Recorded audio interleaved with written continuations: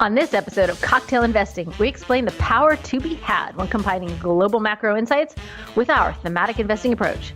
You won't want to miss this.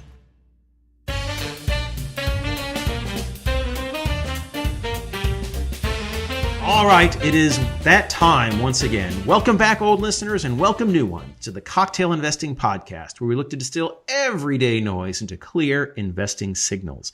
I'm Chris Versace, Thematica Research's Chief Investment Officer, and joining me, as always, no matter where in the world she may be, is...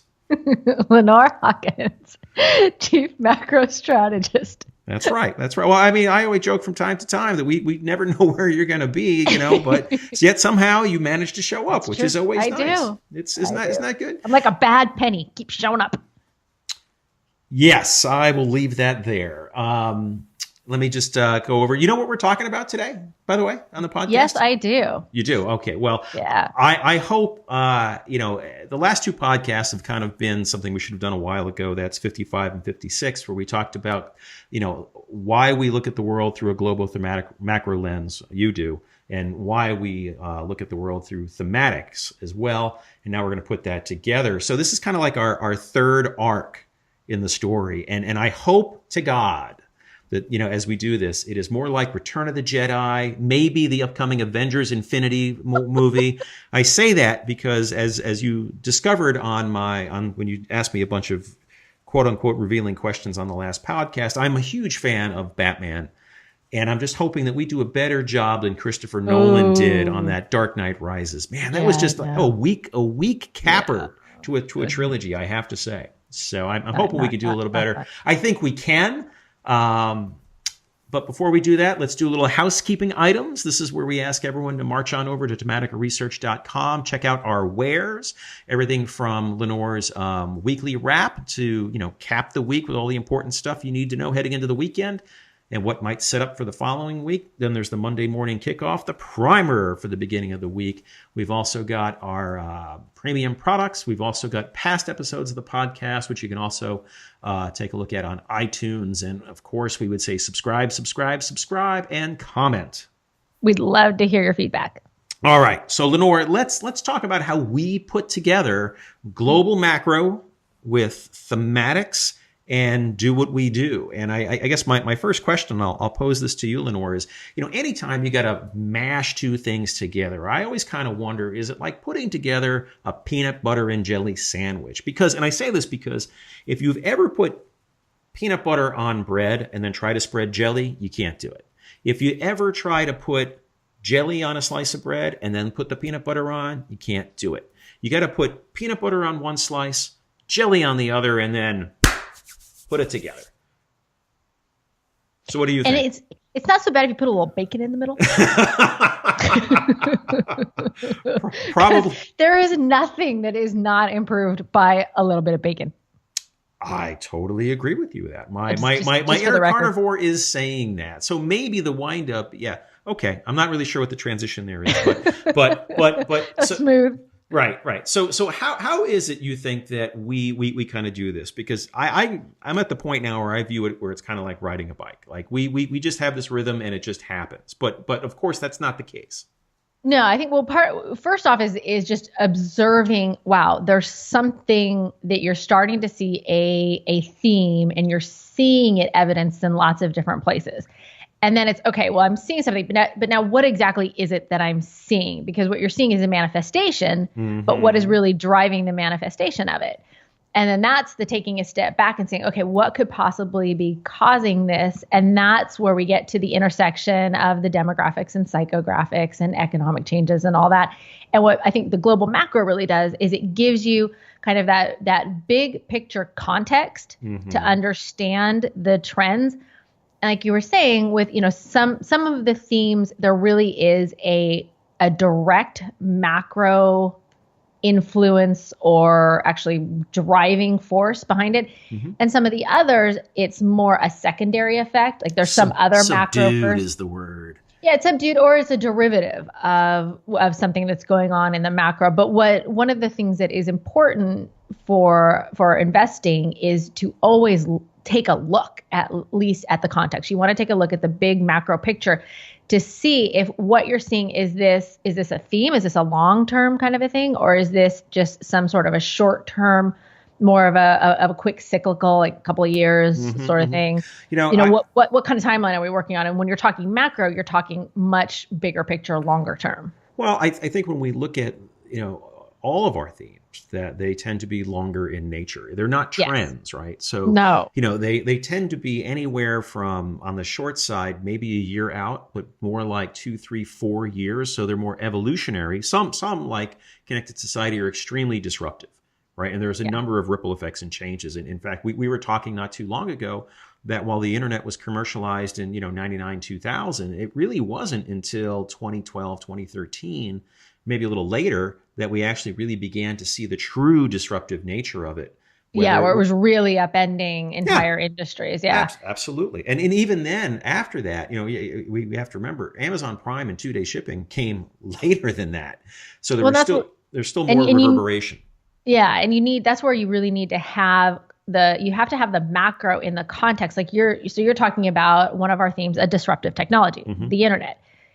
Now, to understand what that was going to do, you needed to also look at the bigger picture macro and see that household income's really been kind of struggling. Yep. See that we've got a lot of debt sitting out there, right? And putting those together and then seeing that people their workforce has become less flexible. People aren't moving around so much. Okay, so people aren't able to move to the jobs. People aren't making as much money. And you have this disruptive technology that allows for a lot of pricing information. Right. Where's that going to go, right? Yeah. Well, this is what I was saying, I think, last week, in the last episode, when we were talking about looking across industries for causality and ramifications or implications. And that's what you're talking about, I think. And to me, the macro side is great because you can add a lot of data, get a lot of context from that data, but you can also relate that to things you're seeing in the everyday world or other pieces of information that you might be getting if you're reading, the Wall Street Journal or some others. So you can really start to put it together. And I think the word there is one of two words. It's either going to be your investment mosaic or your investment tapestry, right? So as you see those stories involved. What? Okay. Yeah. I mean, come on. Your mosaic. Yeah, your investment mosaic. Yeah. Are we gonna have like the thematic mosaic? I if we ever get a shop site up, that'll kill Chris Broussard, but maybe we will. I don't know. We really would. Maybe we could have, instead of having thematic tapestries, you could have thematic towels, with like an infographic going across. I don't know. But I think what we're saying here, though, and all kidding aside, is that it's the data that you can look at from a variety of aspects that can bring some context and relevance to what's happening in the world. And we can use that to chart what can happen, but we also use history, what's happened in the past disruption, kind of as a little bit of a guide, not quite, step for step, kind of like a path that we might be able to follow. Do you agree with that? Mm-hmm. Well, so you were asking, like, which ones do you think have a strong relationship with global macro? And I would say I'd put them into two categories. Okay. There's the ones that are the kind of a direct macro effect, and then there's the ones that are more of a derivative. The first one I would say is a direct, is the aging of the population, right? That's a clear macro. You've got, in much of the Western world and in China included, you have, we hear this all the time, you have a significantly aging population, meaning that one of the largest generations is either in or moving into retirement, and how that is going to have a very big impact. You've got the same problem actually in Japan too, where Japan has a very old population. Yeah, I absolutely true. I was doing a little homework on retirement or assisted living community, Brookdale. And in doing that, they were saying, but the data was showing that the population in the U.S. over 75 is going to be the fastest growing population. Yeah. I mean, right? That's which is a great confirming data point for our aging of the population investing theme. But now you have to think about the implications of it, to your point. Yeah. Yeah, exactly. Okay. Well, what else do you think is, direct? I think scarce resources is kind of direct, right? We see rising disposable income, people trading up for food, clean water.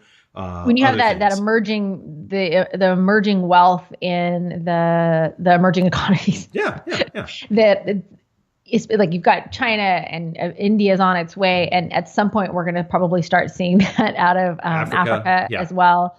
Because one of the things that we're seeing in Africa is whereas China used to be the really cheap place to go and get the manual labor, for garments or for putting parts together, then China got higher and higher skill sets and was no longer the low cost provider. So China started to outsource those types of activity to Africa, which, on the one hand, nobody really likes to see people living in tough conditions and not getting paid very much, but it's kind of the part of the process. Unfortunately, the U.S. went through it as well. And now Africa is the U.S. is what Africa is to China what China was to the U.S.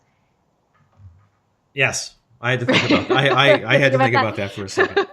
Yes. And so hopefully the result of that is that you will start to see a rising middle class coming out of Africa. And when you see that as well, you tend to see political stability start to come in. What's interesting about that is, if you read, some of the stuff that's going on over there, mobile adoption is growing.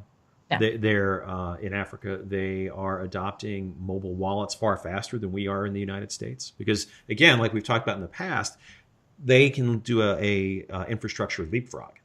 Yeah, the vast majority of people in these emerging economies are unbanked. Yep. I mean, you have billions of people on the planet who have really no access to retail financial services, the traditional type of retail financial services, and they're leapfrogging that. And I think that's where you get kind of that intersection, which is one of the things that we really like. Yes. When we see intersections of multiple themes. So you have the intersection of that rising, emerging middle class in those economies intersecting with disruptive technologies. Mm-hmm, mm-hmm, absolutely.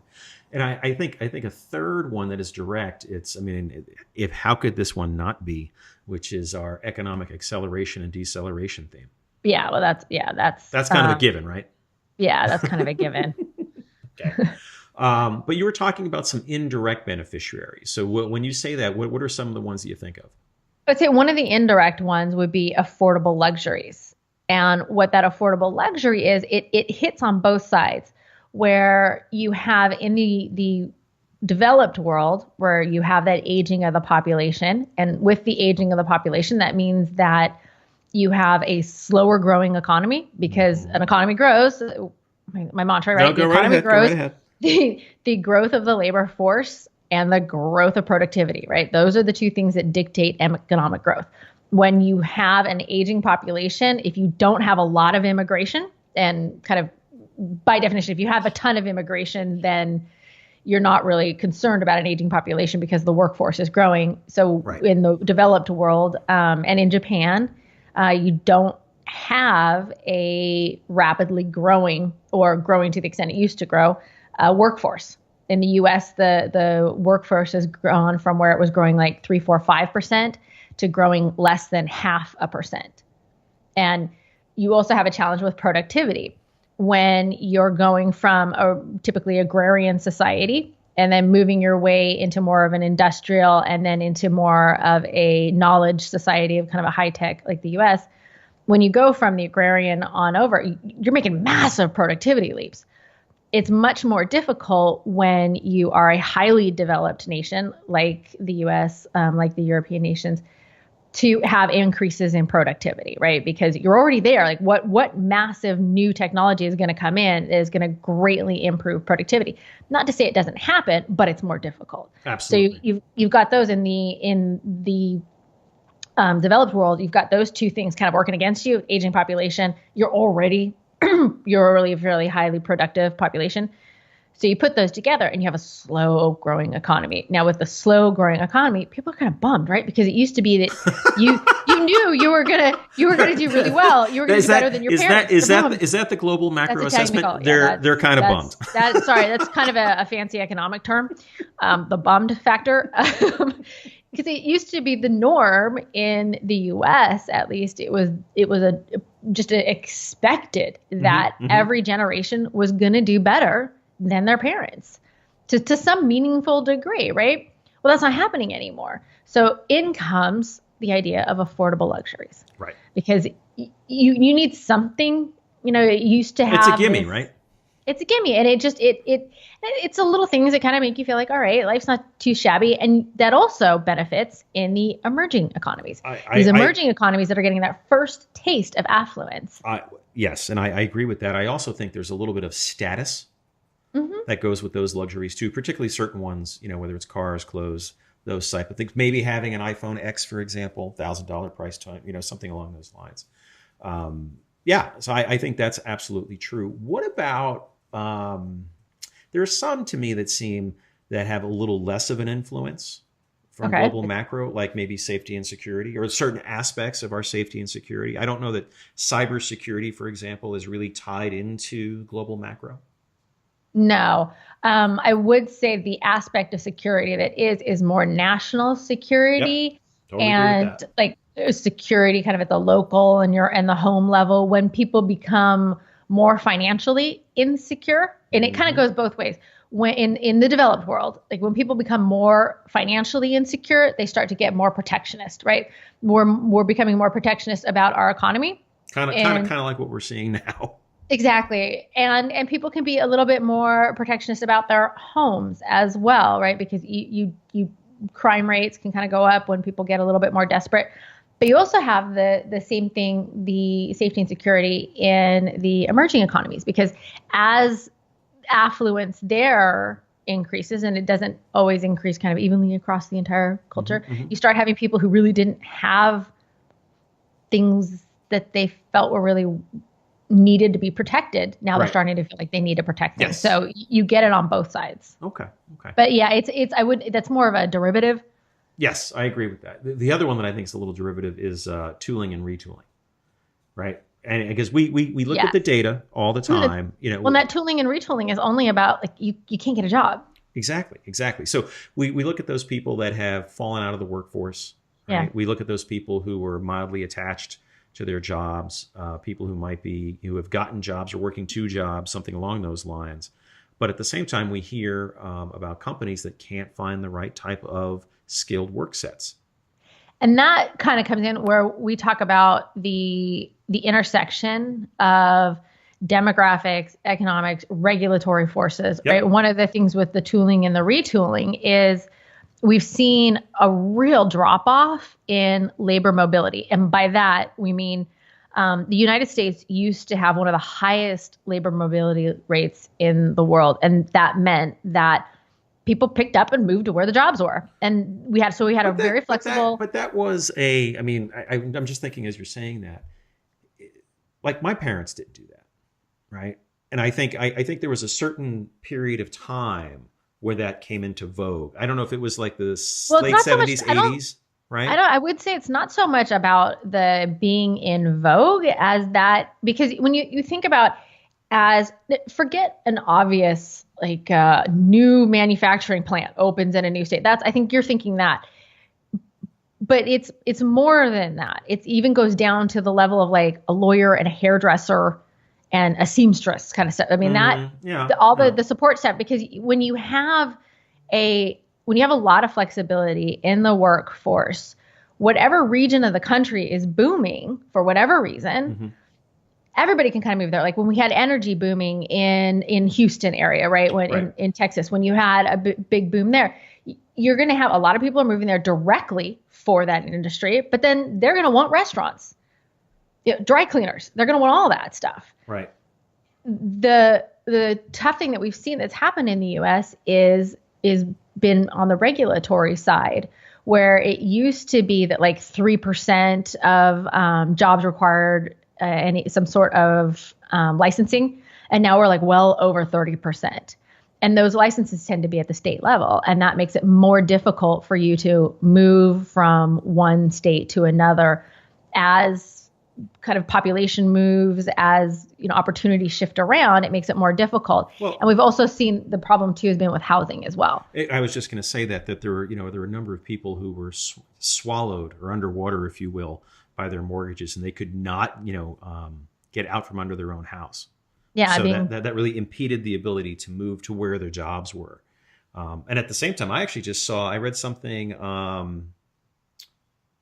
Let me see. I just read something today, as a matter of fact, that talked about your adopted state of California and the number of people that are fleeing, going to Texas, Nevada, and Arizona. Yeah. Where the economic conditions have gotten not bleak, but challenging, where the amount of regulation in the state is, strangling people, strangling businesses. Yeah. And it's interesting to yes, you're right. And it's interesting to hear you say that when you think about the fact that we are supposedly in a period of time in which the economy is seriously accelerating. Yeah. Right. Yeah, the headlines are all about how the economy is doing so well, that things are moving along just fantastic. And yet you have credit card debt grew the last quarter of 2017 it grew at the fastest rate in 30 years. People took on more credit card debt that quarter than they did in the depths of the financial crisis. So let's just think this through. Okay. So that's happening. Let's start. I never really said that. Let's start with why. Why is it people are doing that? Because wages aren't growing, right? Yeah, wages aren't. Right. And you've done a great job calling that out in the data, parsing it through and really showing that 82% of the population year over year, we're not really seeing a lot of wage growth. Right. And even if we had January, we saw a big jump up, but if in February, not so great again. And if you just looked across all employees, hourly wages for all employees were flat to down in 6 of the past 7 months. So where's the exactly where's the big acceleration? But yet we are seeing not quite the inflation the Fed is looking for, but in certain areas we are seeing prices go higher. We're seeing certain costs go higher. And the absolute number, you're totally right. It's not the absolute number. The inflationary number is not like super high, but as you always say, the vector and the velocity. Yes. The vector is changing and the velocity. So we're seeing, and I mean, taking a step back, big picture, I am not buying that we are going to be able to get a whole hell of a lot of inflationary pressures because there's just too damn much debt. So it's not going to get that far, but that's the bigger picture and that's the longer term. That doesn't mean we can't get some inflationary spikes in the short term. Absolutely. But I mean, we saw that, I guess about a year ago, right? You were talking where the year over year comparisons. Because of energy. Because of energy. That's right. But that was short lived. Yeah. Because energy bombed out and it was so cheap. So then your comparables were kind of thrown because it was like, oh, for God's sakes, we're talking $30 a barrel here. But the point is, and I just want to draw on that for a second, is because you were able to see the data, the global macro data for what it was and why that was happening. Yeah. And why what the herd was, freaking out for, big inflation's going to happen, it's going to spike. And you said, no, this is temporary. We were able to make the right assessment as to what was going on from a thematic perspective, rather than get kind of tossed around and just blindly following the herd. Right. And that is taking a step back and really looking at the data. And one of the things for that, just a simple little thing with that was to say, well, if you're saying, oh my God, look at the year over year changes, these are really big numbers. And there was a really big numbers. Yeah. But then if you looked at what, because you can't only look at that, you got to look at what the base number was. Mm-hmm. So if we're looking year over year and holy cow, look at this is a huge change. But if you looked at that number from a year ago and you said, well, wait a minute, that number, that per barrel dollar was God, that's really, really, really low. Mm-hmm. We don't typically see that. So maybe it's more of just kind of coming back to normal. Right. And that's one of those things to always keep in mind that kind of macro always overlays on it is what is normal for within this context, right? Yes. I'm trying to think how to say this, but that really depends on the context and time that you're in, context, right? Exactly. Yeah. And in the context, and that's one of the things we're saying right now, the challenge with these tax cuts and saying that they're going to make the economy accelerate is that we are so late stage in this. Well, we're talking, this is loaded with debt, like you pointed out. Massively Right. loaded with debt. And late stage, what late stage means, just to think about this, late stage in the economy is you're kind of saturated. You bought what you wanted to buy, right? It's the kind of the simpling it down with what the whole business cycle means is that when you go through the winter of a recession, everybody kind of draws back. You're not buying much. Businesses aren't investing. Right. Families are making do with what they've got. The house needs repairs. You're not making them. The car's getting old. You're not buying a new one. Needs new tires. You're making do, right? People are just making do with stuff. You're not getting the things that you want or you need because you're scared, right? You don't have the money. Hopefully, they're still buying clean underwear. Yeah. But everybody's nervous. So everybody just kind of pulls back. Then when things start to thaw out in the spring and it starts to get optimism, you start buying, you buy. Come summer, people are like, whoa, it's all good, right? Absolutely true. But then the fall comes. But then you get to the point where the repairs, you have all that pent up demand, right? Right. Well, the car's been bought, the house has been fixed, you bought the clothes and stuff you needed, and the businesses have invested in their productive capacity. And now you start getting where things are going really well, And human nature is we tend to look into the recent past and we tend to extrapolate that towards the future. So now businesses start to go, oh, things are going great. We're going to keep investing. And they tend to overinvest a little bit more. They tend to over capacity. Like we can, this is going great. People are going to buy more. You end up taking on too many employees, too much capacity. So that's the general, right? Every cycle. How much do you think of that is tied up to the planning cycle, right? Where companies tend to plan 1, 3, 5 years. With very few of them will sit here and go, well, we're, long in the tooth in the current business cycle, but we think that we can continue to grow, right? Yeah. And they tend not to, and the OEC does this too. I haven't seen any company that will actually build a recession into their forecast. Well, just tell me one that the Federal Reserve is. No, same thing. Guilty as charged. I mean, right? The entity that has the access to the most amount of relevant data, well, historically at least has, maybe now Google. Yeah. Google's not saying anything. Yeah, exactly. But they've never. I mean, have you done that? Google, when is the next recession coming? That's a really good one. I have not done that. What would be interesting to see is what are the number of hits on that? Like how many searches there are for that over time. That is a Lenore Hawkins trick. I've seen that before. I like my numbers. I know. So let me what I think is important though, and we've danced around it, but let me try and call it out, is in looking and assessing the global macro data, we're trying to understand changes that are cyclical versus true structural changes that can be disruptive in nature and alter the course of industries and other things. And those tend to tie very much in with our themes. Yes. And that, I think when we say cyclical means recession to boom, back to recession. And there are some investing trends, not our themes, but some investing trends that are more dependent on that cycle. What we look for are the things that are bigger than that are a bigger picture than that. Not to say that the cycle even is still going to have an impact on them, right? Because even though the aging of the population is a multi-decade theme, it is going to be affected by a recession. It's going to be affected by when the economy is in a boom. So we still look at that, but what we're really looking for with these in long-term investing themes are things that withstand the boom and the bust.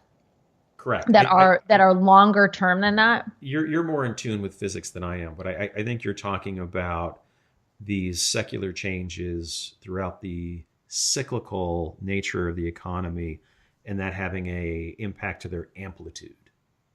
Yes, exactly. Well said. Yes.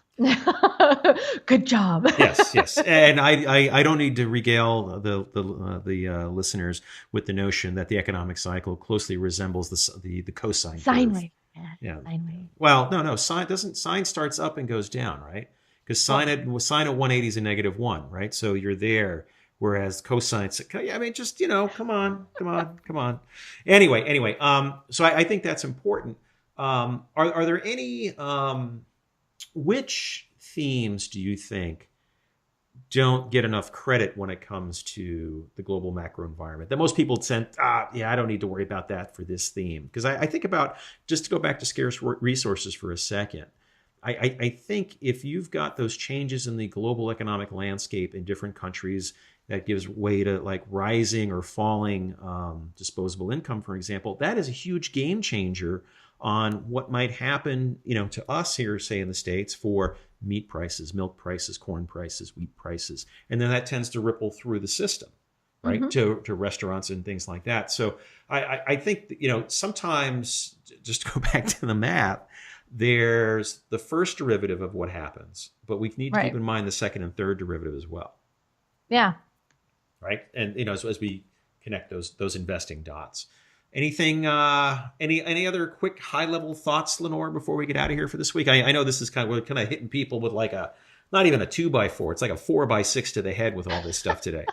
Well, hopefully this helps kind of give a more of a context for how to think about this, and how, and it's part of how Chris and I work together with the kind of going from the bottom up and the top down. Right. And and by doing that too, you're always looking like, can I confirm this?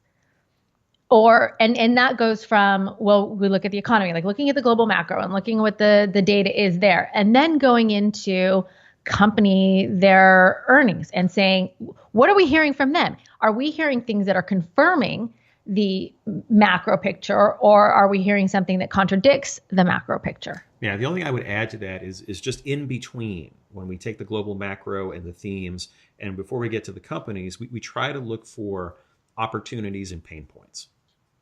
Right? Oh, yeah. I'm just trying to make sure we can cover the continuum.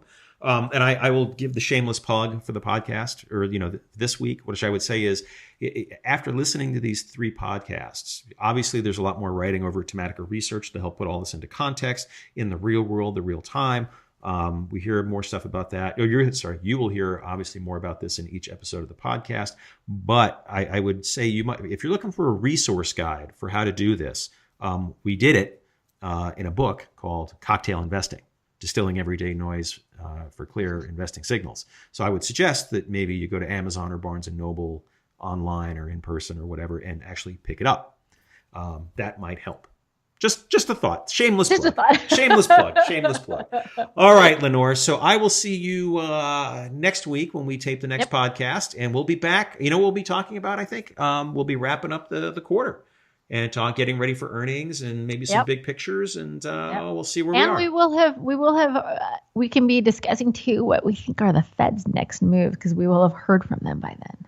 I'm going to go on yes, that's true. That is true. Yep. I think it's going to be, I think they'll raise as expected, dovish comments, and the market will breathe a sigh of relief for 3 months until Groundhog Day starts all over again. That's my prediction. I'm going to say that they're not going to be that dovish. All right. Well, we will debate next time. Yep. All right. Catch you later. Thanks, everybody. Have a great week.